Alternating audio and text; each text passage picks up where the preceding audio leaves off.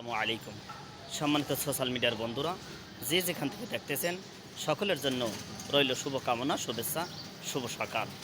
প্রিয় বন্ধুরা, কয়েকদিন ধরে বাংলাদেশ সেনাবাহিনীর সাথে আর বাংলাদেশ সরকার এবং মাননীয় আদালতের সাথে যে একটি মুখোমুখি অবস্থানের পরিবেশ তৈরি হয়েছিল, আর এই পরিবেশ তৈরি হওয়াকে কেন্দ্র করে বাংলাদেশে যে একটি বাংলাদেশের ভাগ্য আকাশে যে একটি কালো মেঘের ঘনঘটা ছড়াচ্ছিল, অর্থাৎ সুযোগ সন্ধানীরা এখান থেকে একটি ফায়দা লুটতে চাইছিল।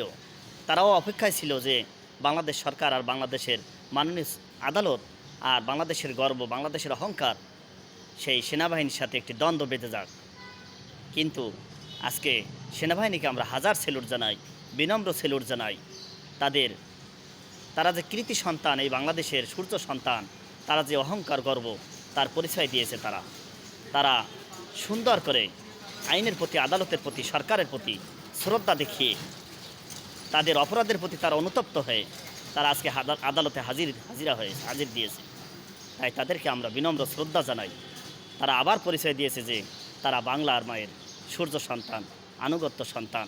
বাংলাদেশের আইন আদালতের প্রতি তাদের শ্রদ্ধা আছে। ধন্যবাদ সেনাবাহিনীকে।